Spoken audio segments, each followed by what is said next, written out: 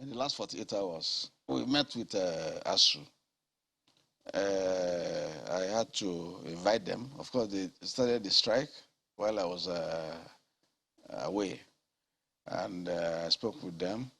So we have held a second meeting last Tuesday, and all the issues you have there, starting from academic allowance, revitalization, promotion areas, IPs and shortfall of payment on IPs, usage of university transparency solution UTAS against IPs, funding of state universities, university autonomy and academic freedom. University autonomy and freedom, they're all the same. They have been dealt with. That's the promise you're telling, you're telling They have been dealt with. And we can hold you to those words. Excuse me, a lot of them have even been dealt with after our meeting in October last year. That's why I said that I was shocked that they went on a strike. The only place they have a point to hold on to and even do their strike is on the issue of the renegotiation of 2009 condition of service. Right. Because their condition of service was supposed to be reviewed. Are you able to resolve this immediately? Of course, we have fixed a timeline on it. What is the timeline? And the education has to go back, put up the committee back, because there was a committee on this, and they produced a report, an interim report, or a proposed agreement that have not been signed, because salaries, incomes, and wages raise objections to a lot of things they have in there. Because the things they have in there in terms of allowances were contrary.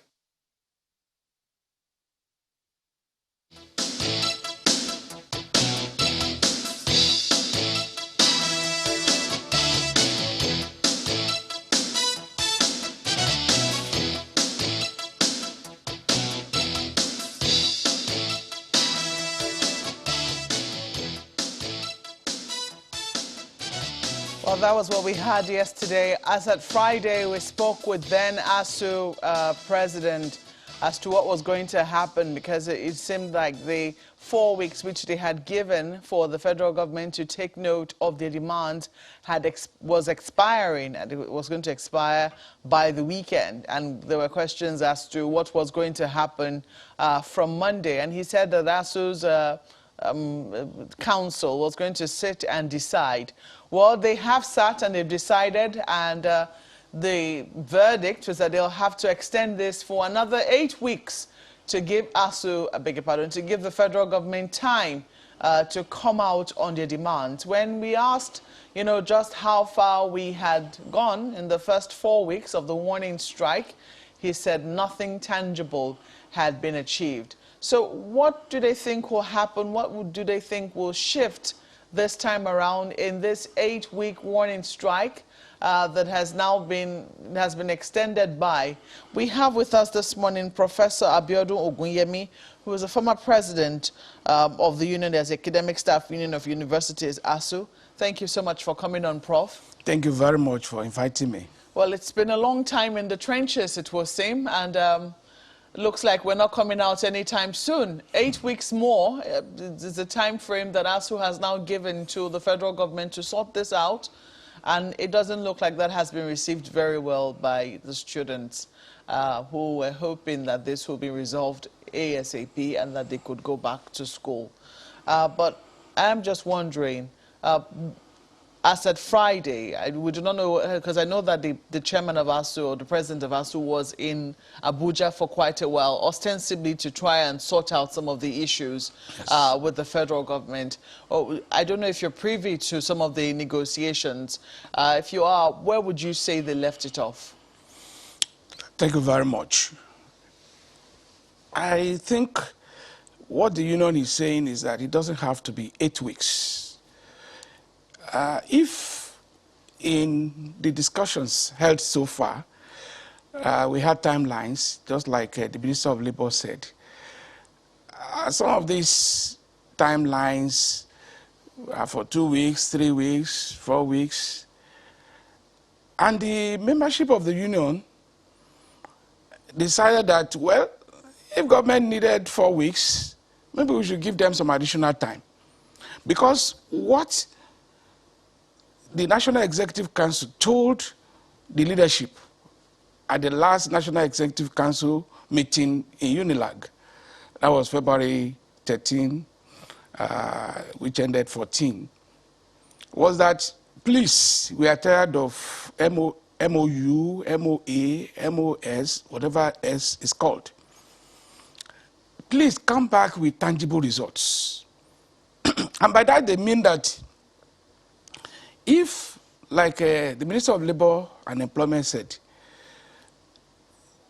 an agreement document, a draft agreement document, which took 4 years, 3 weeks to arrive at, has been with government since May 2021. And government is saying that, well, we are still looking into it. Now they have told us they need 3 weeks, 4 weeks.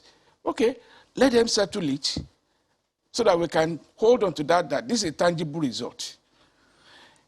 There were 2 tranches of end academic allowances that are pending.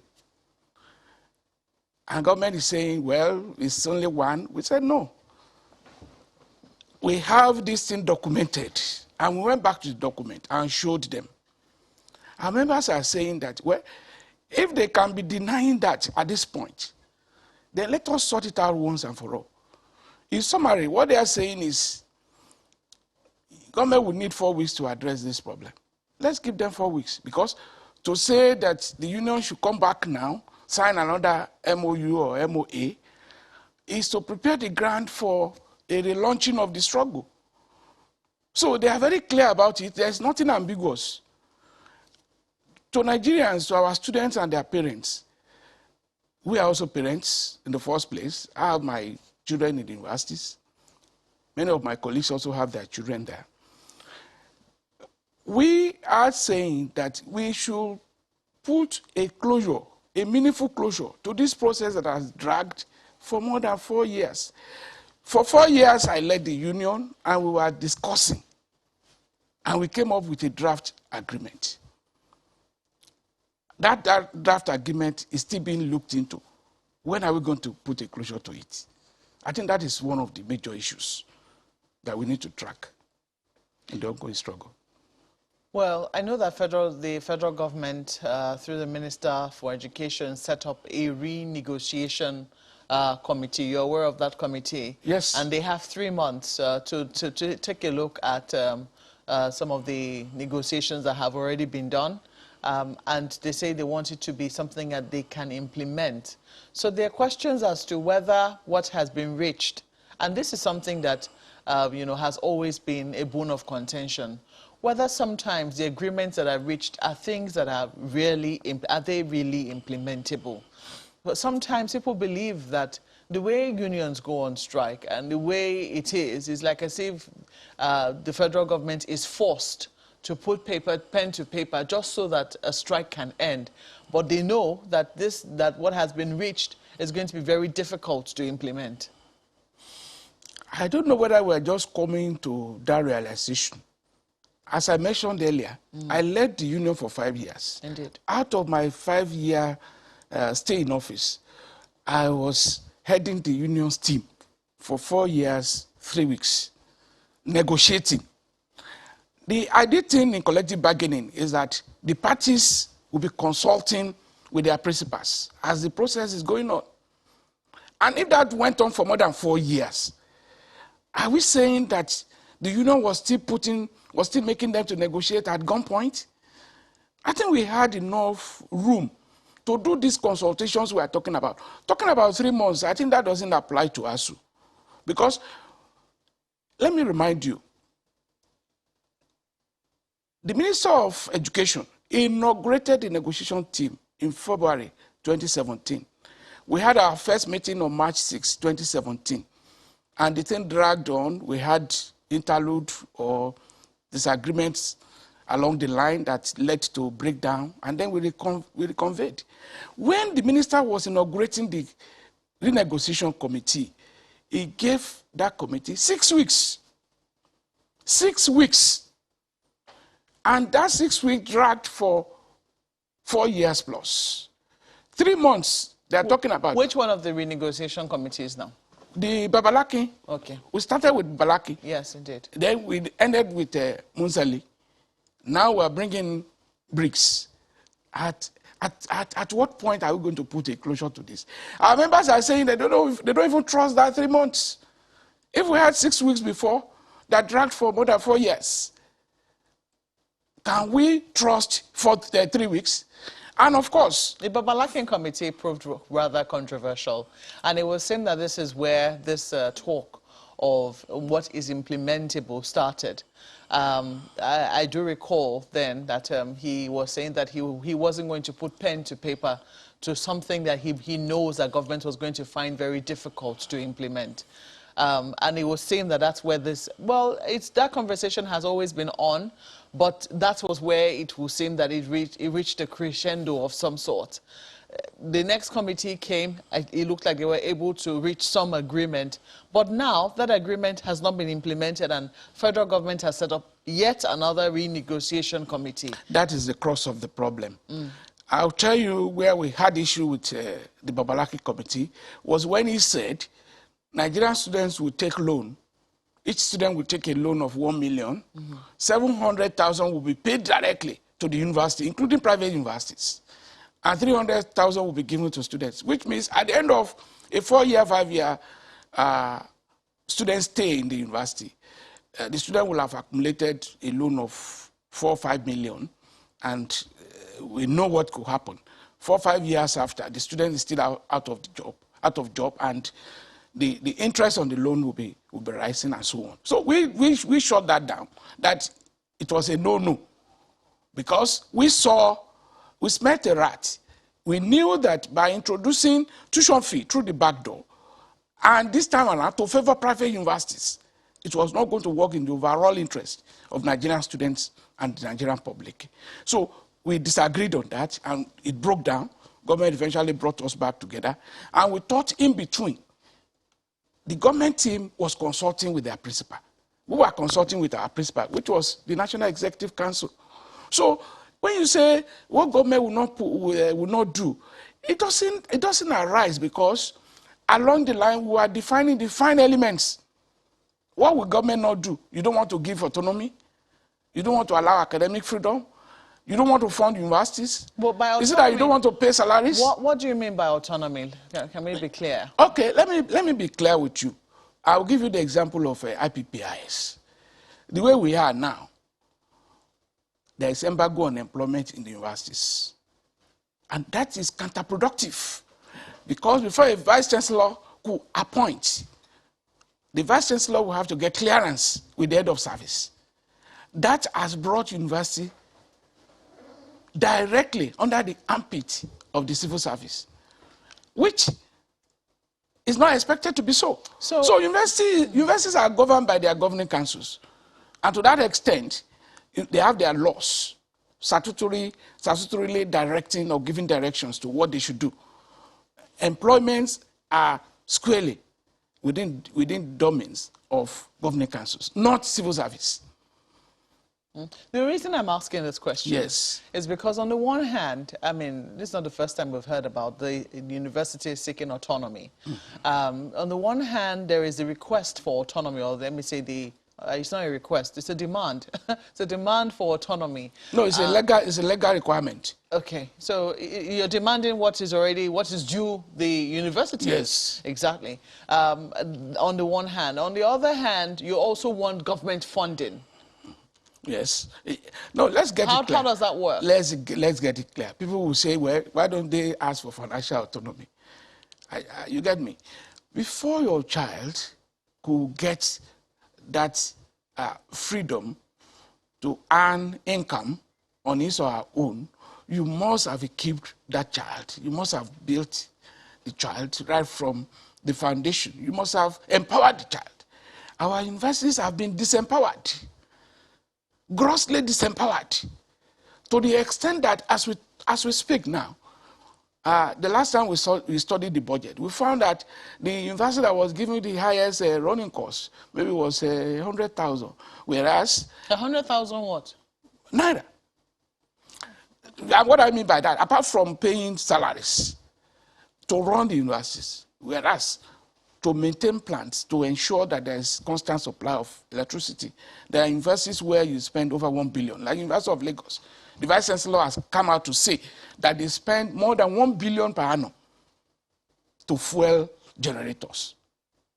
And other aspects of expenses in the universities that are not covered by government. So when you say they should be given, they should fund themselves or something, because that is the end in view. Each time you say, why can't they maintain their financial autonomy?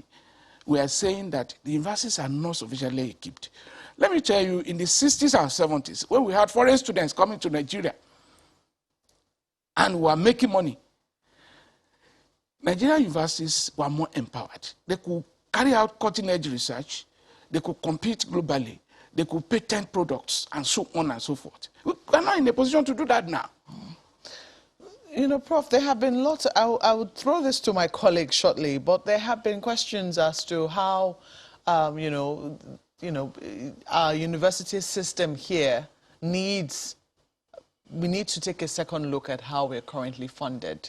I think at the bottom of this all is money. I mean, if you look at all of the demands, lots of the demands that are being made by ASUU, funding the universities, revitalizing the universities, it's going to take money. Ensuring that, lecturers are well paid, it all boils down to money. And there are questions as to whether we shouldn't take a second look at how we currently fund our university system. And there have been questions as to whether or not, we have a unique system, that we don't seem to want to look at what is obtainable elsewhere, to try and borrow a leaf from there for our own system. Does ASUU have anything against looking outside of the country to see what is done elsewhere? Yes, we look outside the country. We know what happens elsewhere. We know that in some universities abroad, the faculties, or call them lecturers, they are consulted. Consultancy units in universities are patronized. And for every agreement that we have signed with government, we have always put that section. But rather than doing that, government officials will even import to the universities consultants who are their paid agents. Many of the contracts they are doing on campuses, there's nothing stopping government from at least giving the consultancy to the universities. We have architects, we have builders, we train engineers, and so on and so forth. A lot of money will come into the university. We have always recommended this. If we equip our laboratories and we will carry out cutting-edge research, before you know it, we will have hubs of creativity and inventions.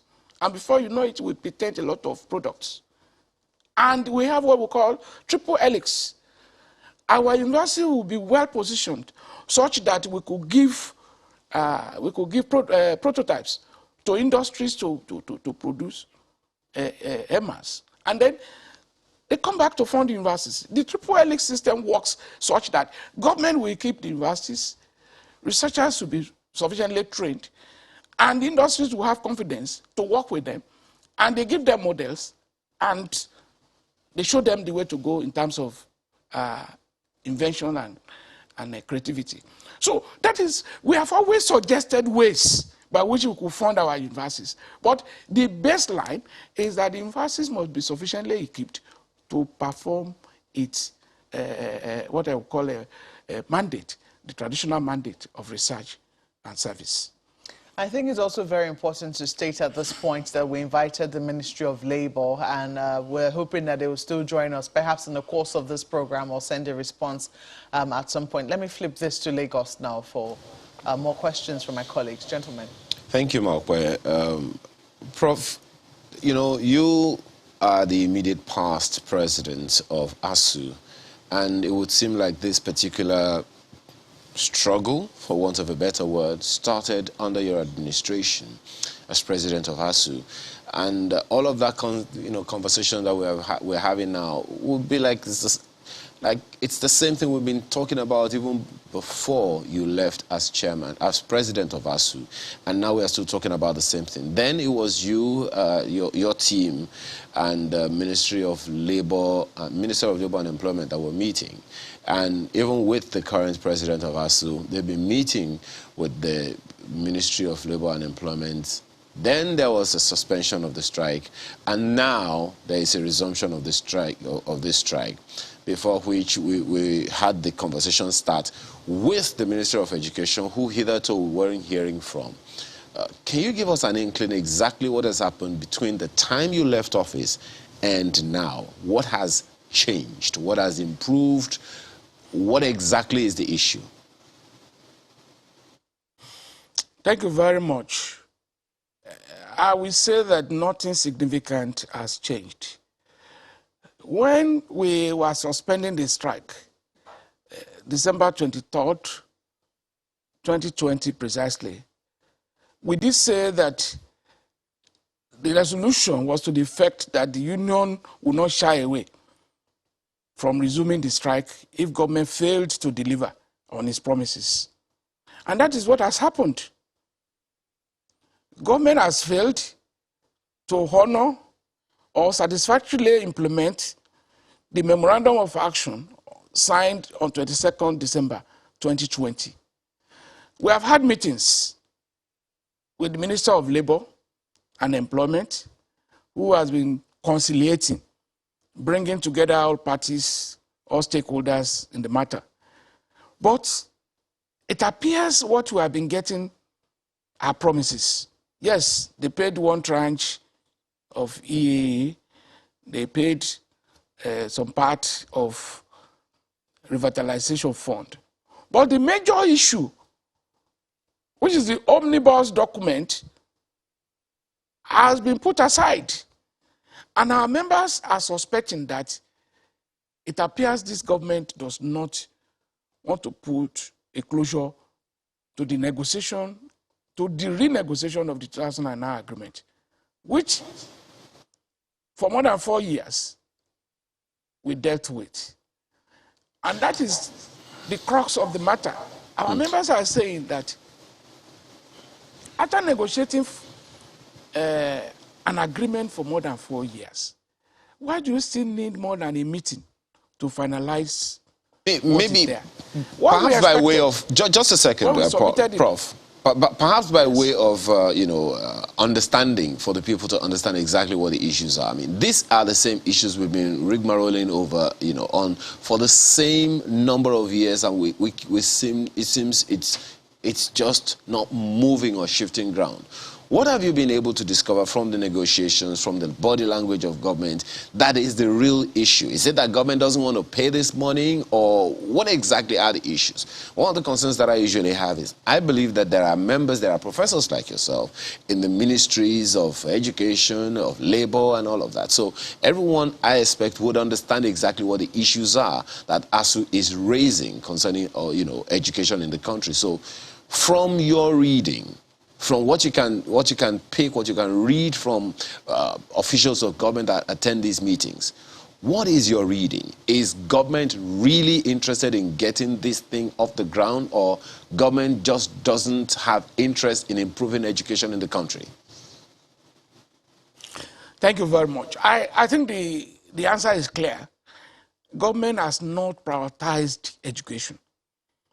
And anywhere that is done, the society will remain underdeveloped, not just undeveloped, because the talents, the creativity, the potentials of members of that society will not be tapped into. You see, we keep going abroad to look for models of development, whereas we have models of creativity here. We have ideas. See what ASUU has done. When government challenged us that, well, you are saying the payment platform is not acceptable to you. Can you give us an alternative? We did. And we are still at it now, battling with users. But we are not short of ideas. We are not short of creativity. Only that we don't have the enabling environment. If you give Nigerian scholars the challenge they can transform this society. But for politicians, they are only interested in what we call contractocracy. You know, contracts in the name of what they call legacy projects, forgetting that the greatest legacy are the human assets. Because those structures they are putting together, where they are making their money, the contracts they are giving, they could be destroyed by people who are not skillful enough to keep maintaining them, or to use them judiciously in a way. Prof, there are a number of issues that still come to mind on this matter. If the Ministry of Labour has done so much and this is where we are, how significantly would the intervention of the Ministry of Education be in changing the paradigm? We'll talk about that when we return from this break. Please stay with us.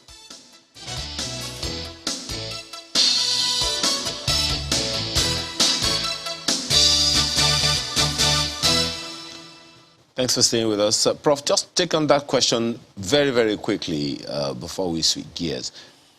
How significantly will a Ministry of Education intervention be when the Ministry of Labour was handling it, and this is where we are? Thank you very much. What we expected from the Ministry of Education is to give us what they find objectionable in the renegotiated document. Because that document is the originating document for all other memoranda that we have had. Memorandum of Understanding, Memorandum of Action. We have had quite many of them. I know when I was president, we had 2017, 2019, then 2020. Those three documents, which are still available, were not fully implemented, but they originated from the 2009 agreement. And that is why we are saying that if a closure could be put to the negotiation of 2009 agreement, and government can faithfully implement the provisions of the agreement document, I don't think we'll be having frequent crises in our system. Education is actually the mother ministry. What the Ministry of Labour does is to bring together parties, where Ministry of Finance, Ministry of Education,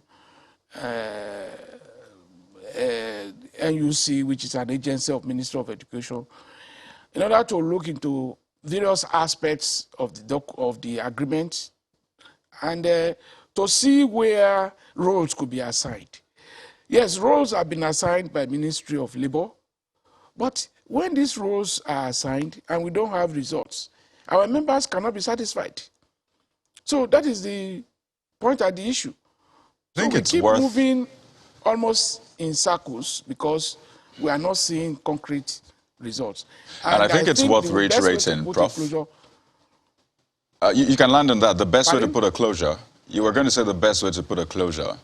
You can land on that. Yes, the best way to put a closure is to go back to the originating document and put a seal on it so that we can know where we're going. And that will put a page to this, what we call series of MOUs. Well, it looks like the government has other ideas, especially with that renegotiation committee, which was just inaugurated. But I think it's worth reiterating, every chance we get that, some of the things we're seeing now are things that we have done in the past. And you've talked about the 2017, 2018, 2020, and all of that. I mean, the same thing essentially. And I'll just keep saying it again.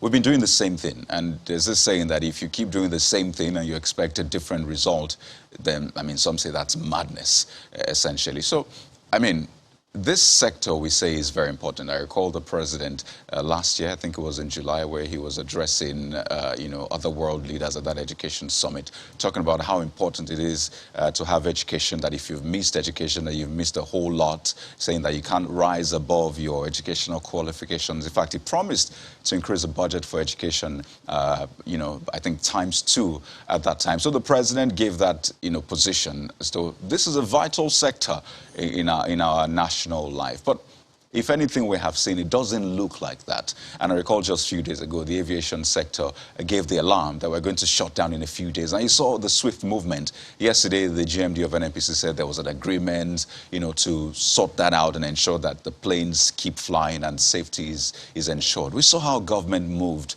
during COVID-19. So it's not as though government is not able to, and the people are not able to follow as well. So it got me thinking, should we just close our tertiary institutions, maybe? Because it looks like that's the way forward. If they've remained closed for 4 weeks, nothing has changed. What's the assurance that anything will change in 8 weeks, 12 weeks or more? I think Wale Soyinka once recommended that in the 90s, that probably we need to close our tertiary institution for 2 years and fix the problems. They did that in Ghana before. I think it's about priority, because we have actually not defined the type of society we want to build. Are we going to key into the knowledge economy?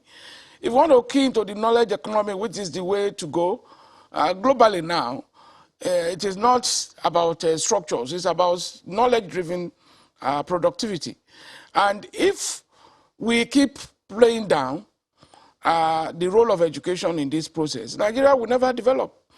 You see, the promise of Mr. President, have we seen it the last 2 years? The percentage allocation to education in the national budget has been going down. So is that the way to solve the problem? That is what we mean when we say politicians merely pay lip service to the education sector. Because, let me say this, because they don't have more stakes. Where are their children? Are their children in those public schools? Are their children in those public universities? In those days, Jakonde in Lagos, the children were in public schools, and public schools were delivering. Obafemi Awolowo, the children in Western region were going to public schools. Now, talk of children of councillors, they're in private schools, either within the country or they're even outside the country. Children of local government councillors, not to talk of the presidency.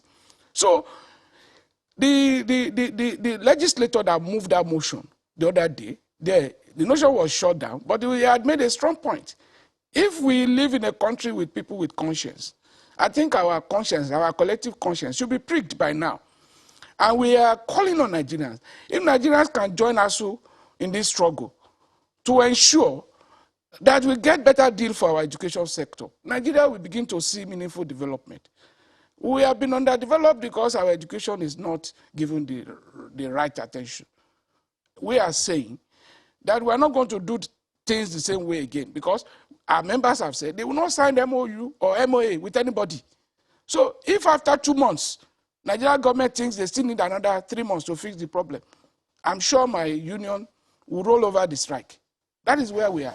Well, Prof, I recall asking the current president, by the way, it was under you we saw the longest strike. People have called it the longest strike for, what, 8-9 months. And it's been said that, I mean, for Professor Sodeke, that his own labor mentality is even perhaps more stronger than yours. So maybe we'll see a longer one. But that's on the one hand. The point I'm trying to make is I recall asking him that since we're talking about funding the tertiary institutions in the country, and we need the monies. I recall the government saying that, well, this is how much we're budgeting for subsidy. And the question I asked him was, how about we say, you know what, instead of putting all that money into subsidy, let's remove subsidy and use that money to improve our tertiary education. At least we know that we're investing, not just in the today, but in the future of our nation. Would that be a fair proposal for you, since it looks like that money will be gotten anyway to pay for subsidies? How about we get it and put it into the tertiary institutions while we remove subsidy and say, well, it's for the common good? Let me say we have one union. It's not about Sodeke or Guyemi, because if you put another person, we have a body, we have a principle that drives the direction in which the union goes. You said we had the longest strike under one Ogunyemi, but it was not Ogunyemi that was doing it. The same thing is not also the case that is doing it now. What goes on is our members collectively process what we see on the table, and they tell the leadership where to go. So we have the dynamics of union management and union administration, which is one and the same, but we respond to the situation at hand. Then talking about subsidy, just like the current president of ASUU said, we don't even believe there is subsidy. You see, this shenanigan around subsidy, we have been part of the process of analyzing it, and we have found that politicians have a way of caving some economic space for themselves where they do Prof, what they like. So if you don't believe, pardon me, if you don't believe in subsidy, I'm sorry, Prof. So if you don't believe in subsidy, and I mean monies are being budgeted for subsidy, so it would be fair then to take that money and invest it into the education sector and forget about subsidy entirely. Whether you call it money meant for subsidy or not, there are other sources through which they can make money. What is happening to security votes? Who is accounting for the security votes? Where we have humongous sums set aside for which nobody accounts. We have inflated projects all over the place. We can actually get money into the education sector through many other means. We have always suggested this. But talking about subsidy, really, our own position is you must fix our refineries. Once we fix the refineries, we will not be talking of subsidy. But why has a government that promised to fix our refineries within 6 months failed to do so in 7 years? I think that is the question we should be interrogating. The politicians are feeding fat on the so-called subsidy, and that is why they will not allow it to go. Whether they deceive us with a subsidy or not. Why can't they produce our petroleum products in Nigeria? Why must we import? We are about the only nation among the oil-producing countries in the world that rely on importation. When are we going to put a stop to that? That is our point of disagreement with the so-called subsidy. So subsidy is a cesspool of corruption, and we all know that. So when we talk about security votes, for example, I imagine, I don't know, annually, it's not up to ₦1 trillion, maybe 300 billion naira for, security votes. But what ASUU is asking for, at least as a result of the needs assessment, was over ₦1 trillion. And if you, account for inflation, as far back as the early 2000s, if you account for inflation and all of that, it will be perhaps ×2. So if we're looking for that kind of funds, they're saying that we're budgeting over ₦3 trillion for subsidy. That's where you really get it from. Security votes wouldn't go that far, which is why I ask again, it's a fair proposal, isn't it? Isn't that something we should also be talking about? Because it's one of the solutions perhaps on the table. Sorry, Gaudi. You can see how many times they have reviewed the price of petroleum products since the advent of this regime. What does that amount to? If you met maybe the price of petrol per liter at an X amount, and you increase it to X plus 1, X plus 2, plus 3, what are you doing? Are you not removing subsidy? Is it fixed at what we had then? So at what point do we determine the benchmark for the subsidy? These are complex issues that we have not interrogated in this society. They keep telling us that subsidy, subsidy, subsidy. How many times have they reviewed the cost of petrol per liter? So that's why I said we don't want to go that route, because going that route is to fall into their trap. The real issue which we engage is we have refineries in Nigeria, make them work, and then we can stop importation. That is what has been done in other places. Talking about 1 trillion or so, what we ask for the fertilization is not for a year. And where we have made some impact, we are beginning to see some results. You know, some 5-6 years back, you could not see any of the Nigerian universities among the best 1,000 in the world. Today, we have 1, 2 among the best 500. So we are beginning to see the impact. So what you ASUU is saying is, we should not lose the momentum. If we continue in that trajectory, in another 4 or 5 years, we will be able to attract foreign students. Why would Nigerians leave this country, for instance, and go to Chad Republic, go to Niger, go to Republic of Benin? But that's a challenge. Seek education. So, what Prof, that's what also kind of education are we having? So that's also the challenge. I mean, yes, it's a university. There's universality, as it were. So you need to have people coming. So that means you'll have people coming in from outside to enjoy subsidized education, as it were, in our public tertiary institutions. So that perhaps takes me to that. No, sorry to cut in. Sorry to cut in. Sorry to cut in. Sorry to cut in. Anywhere you have foreign students, you charge them appropriate fees. That is what happens when our children go to Ghana, when they go to Benin Republic, and other places they go. Those in Ukraine, their education is not being subsidized. And it takes me to the question, but Prof, these are children of what's elites. the average tuition fee for a tertiary student in Nigeria today? How does that compare with what you have in Ghana, Ukraine, for example, since it's a universal system? Well, it depends on a number of variables. Because when you talk about global comparison, you can also talk of countries like Germany, like Sweden, like Finland, where they have free education at all levels. So it depends on the direction we want to go. But in some of these countries, when they have foreign students, except in Germany, for instance, and possibly France, where foreign students enjoy subsidized education. Other countries like Britain, like USA, we pay humongous fees. And we were having something like that in Nigeria. People were coming from other parts of Africa, Egypt, Ghana, South Africa, to seek quality education in Nigeria. And they were charged appropriate fees.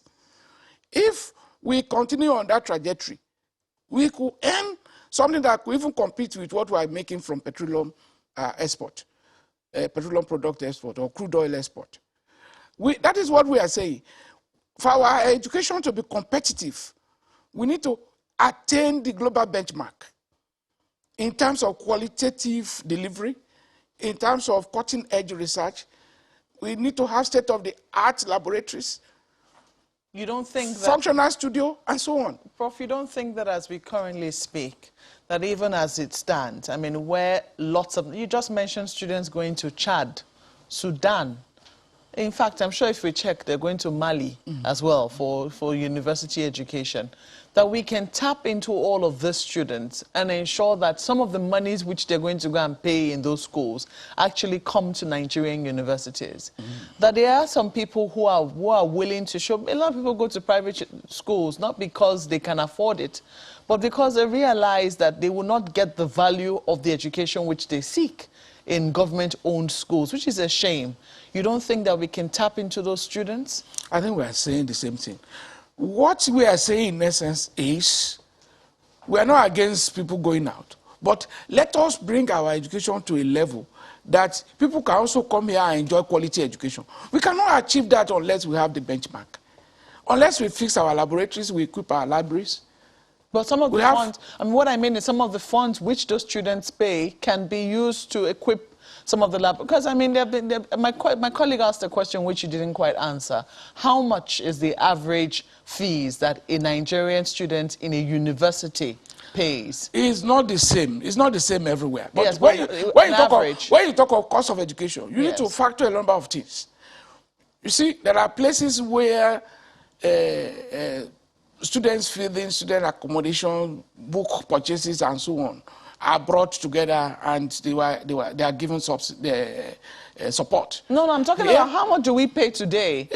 We can talk about our own context. We don't have to compare with abroad. I mean, even within the context today, I will give you an instance. I mean, and this is something that we knew as children then. It was heavily subsidized. I attended a secondary school, a government-owned secondary school. Yes. It was owned by a company, yes, which in turn owned the school. Yes. And children whose parents worked in that company paid, I think, 150 naira at the time I was there.